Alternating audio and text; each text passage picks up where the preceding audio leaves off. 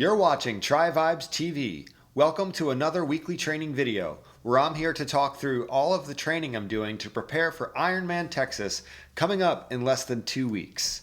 In today's video, we'll take a look at my training last week day by day. We'll take a look at my triathlon training plan for the week coming up ahead, and we will look at my training status according to Garmin as usual. Before I get started with last week's training, I want to stress that I have had a wonderful time preparing for Ironman Texas. The fact that we're less than 2 weeks away is so exciting.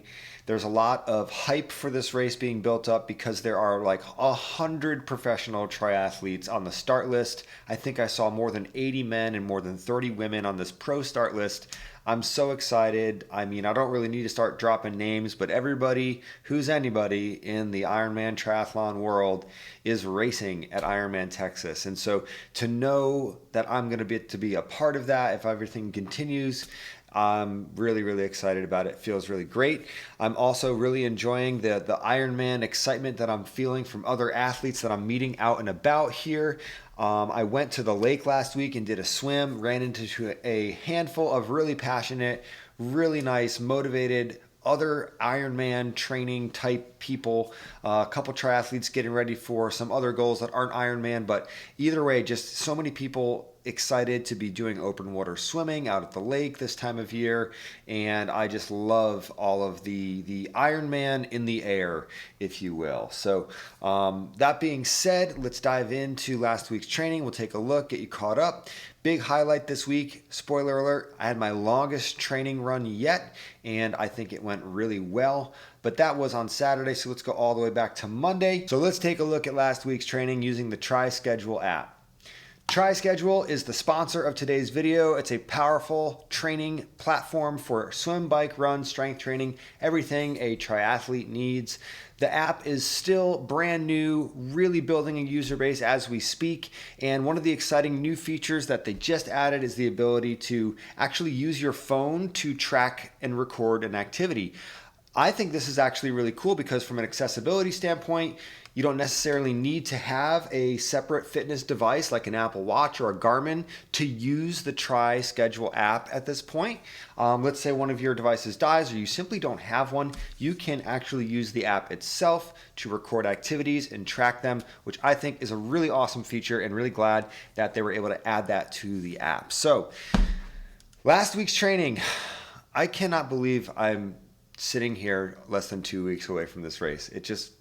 It's really hasn't really sunk in yet. So last week's training started off with a nice swim in the morning, pool swim, very, very easy. Really enjoyed that swim on Monday, and then also had a run, a 4-mile run. This was the fourth day in a row of running for me at that point. I did a 3-mile run on Friday, a 16-mile run on Saturday that I was very excited about. I had about a 2.5-mile run on Sunday, and then here we are on Monday, running again, 4-mile run. A lot of running in this last 2 weeks, and I'm feeling really good about it. Moving into Tuesday, I had a interval ride, but first a strength session in the morning, and then a 1-hour interval ride on the bike, followed by another run here with a little bit of a faster pace than most of my runs. Usually on Tuesday, I'm running faster off my bike than I am on Sunday, so I'm used to that.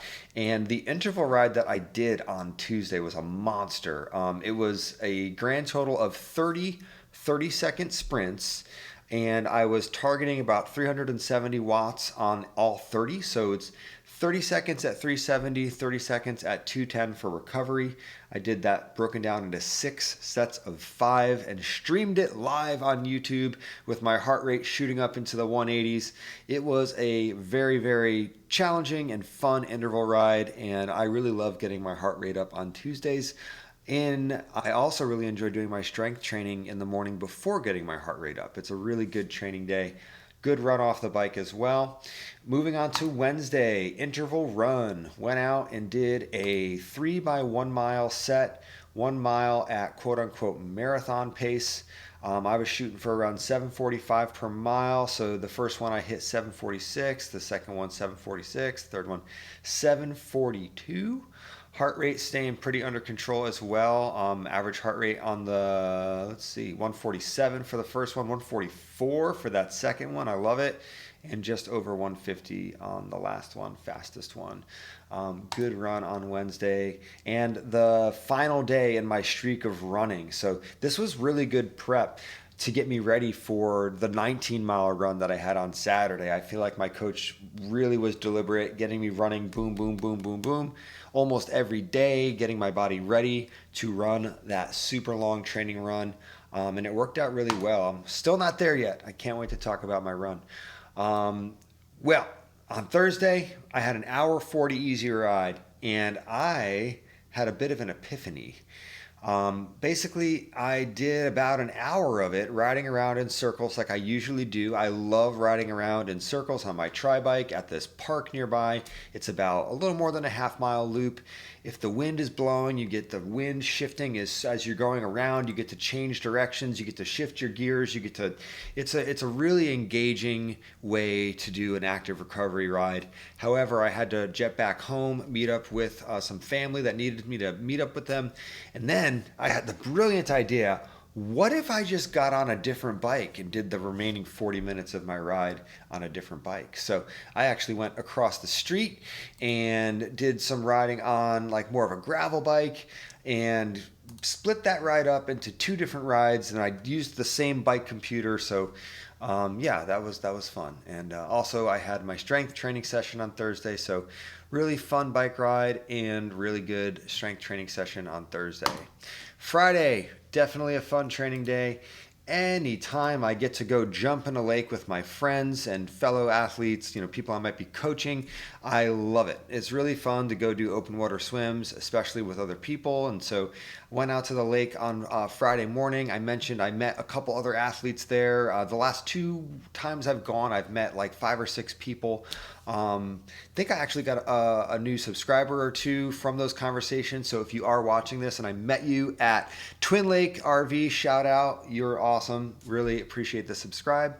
And also really just happy to be engaged with you in your own triathlon journey, because everyone that I talked to was just passionate about their goals in triathlon out there at the lake, myself included. So I swam a little bit less than I had initially planned to, because I also had a run to do, and ultimately I had a nice hour swim, about 57 minutes in the water, and I ran for 30 minutes and really enjoyed that training. I got out and ran around the lake after swimming in the lake back and forth, back and forth, back and forth.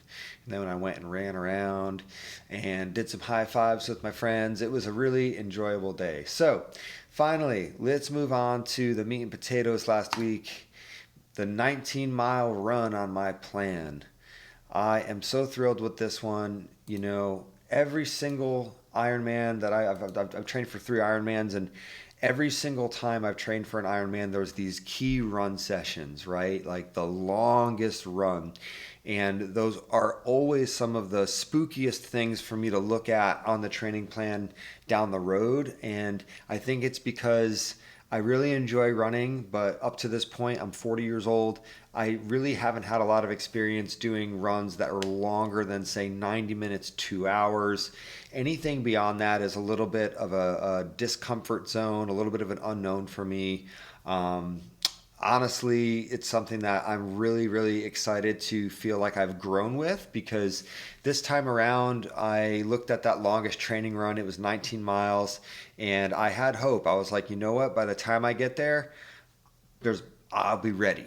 Like the idea that like maybe it won't be a terrible or a hard day, or maybe I'll be able to take it in stride rather. So I feel like that's ultimately what happened with this 19 miles, and I'm really thrilled about it, if you can't tell. So the way that it ended up panning out, my heart rate was very, very under control. I really am really grateful that all these splits look very similar. The last few, my heart rate does start to creep up a little bit higher, but I really felt excited. Like once I got up to this like 16-mile mark, and like I knew this was like I'm entering into longest run territory, I think I was really excited. And then on the last mile, I was really curious to see if I could run a little bit faster than the previous two. And I believe that it's very clear here that, I was starting to fade a little bit, mile 17, 18, but I really picked it up and was able to run faster for that last mile. Now, the thing that I'm also really excited about is, not only did I keep my pace, average 8:48, which is like super solid for my goals for race day. Like if I could run this 8:49 pace at Ironman Texas, I would be a very happy triathlete. I also note that my average heart rate at 148 is pretty much like smack dab at that 80% of my threshold capacity, like right where that aerobic training zone should sit based on my lactate threshold and my heart rate. My coach told me that he thinks that I should shoot for around 150 BPM on race day. So to pull off a training run at a great pace, 2 BPM lower than that target, I'm over the moon about it. Average cadence is not too shabby as well. I mean, I like to shoot for 180, and 180 is definitely something that I'm comfortable with for an hour, 8 miles, 9, 10 miles. I'm on top of 180 all day. These longer training runs that I've been doing for Ironman Texas, that average cadence has been dropping down a little bit, along with some of the pacing. I've been going a little bit slower. But those long, slow, steady miles are really paying off, man. I'm really, really happy for that, and grateful to my coach for, getting me in this shape that I'm in right now. I'm very, very happy about that. So, on to yesterday. Yesterday was Easter, and I decided to not do any training. That's right. I took my 5-hour ride, and I said, that's okay. I don't need to do a 5-hour training ride today. I'm going to go see the Super Mario Galaxy movie. I'm going to eat some yummy food. I'm going to eat some chocolate. I did all of those things, and I did not do a bike ride. So that means today, Monday, I spent the entire day doing a bike ride. So I talked to my coach about this. Of course, I didn't just come up with the idea. Basically, while I was doing my 19-mile run, I was thinking about it and thinking, man, I might really use a day off the day after this run, let my body recover. He agreed, and I'm really glad that I did, because, I woke up this morning with a very high training readiness, one of the highest training readiness scores that I've had in weeks. Despite it being just about 24 hours after running 19 miles. I think that's a very good sign. I'm very excited about that. And I just got on my bike about 6 o'clock this morning, started pedaling. I did 3 hours riding around in circles at the park like I talked about. I was considering doing all 5 hours riding around in a circle. However, I remembered that I have another bike. So I got off my tri bike at the 3-hour mark. I ate some breakfast, some second breakfast. I got on my gravel bike and I did another hour and 40 minutes of riding. So essentially I took that 5-hour Ironman pace ride and I turned it into a 5-hour recovery ride spread across my tri bike and my gravel bike. And I think it was the right call. Mentally, I really enjoyed just riding very easily today. I enjoyed not being out in traffic. I enjoyed not being on my trainer and staring at an average power number. I really just decided I would go and spend the day riding my bike and just have it be simple. I was started about 6. I stopped around 12:45, 1 p.m. So almost 6.5 hours of elapsed time, almost 5 hours of moving time. And I feel great. Honestly, I'm really happy that I did it that way. Because I think that I'm ready for this race, and I don't necessarily feel like I needed to push myself and pull another 5-hour race pace ride out of myself at this point. Time will tell. We'll see on race day, how everything comes together, and maybe I'll be a little undercooked. But right now, I'm over the moon, excited, happy about this race coming up. And I think this last week, these last 2 long sessions, this 19-mile run and this 5-hour bike adventure today, Like I really feel like I can say that I got through all of this training without having a single day where I felt like I was like really suffering or really pushing myself beyond sort of mentally or physically what I was prepared to do.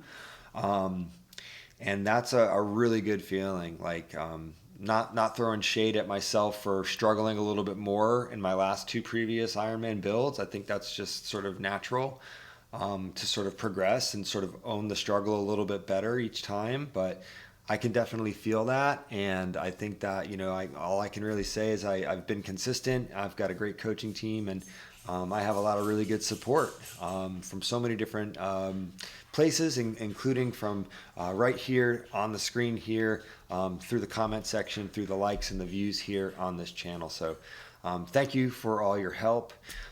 Before I wrap it up, let's take a look at next week's training. I want to touch on it really quick. That is the format of these videos.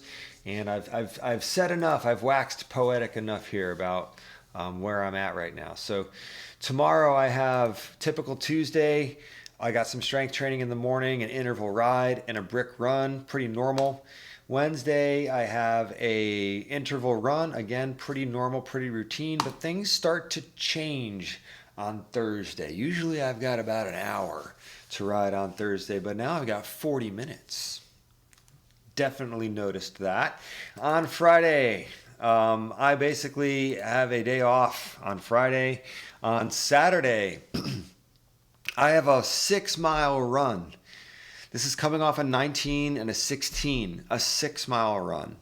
I'll take that. And on Sunday, a 2.5-hour taco ride with some friends and a 20-minute brick run. So that is all of that. Garmin says I'm maintaining, of course, still in the maintain zone. HRV is super steady. I have gone weeks without my HRV status dipping into unbalanced territory, and my training load is starting to decrease. That all spells taper down. I'm whispering. I don't want to say it too loudly, but it's almost time to be tapering. I'm this close. I don't think I'm officially going to call it a taper until we get to about like Thursday this week when that 40-minute ride hits. Of course, I have a little bit of work to do this weekend, but from here on out, I don't think I'm going to get any bigger, faster, or stronger. I think I just need to maintain mentally, do the best I can to show up the best I can on race day. And I will be back on Monday with another update. Maybe dive into some of my pacing and nutrition strategy for the race. Looking forward to doing that. And yeah, I'll catch you then. Take care. Thanks for listening and have a good rest of your week. Bye-bye.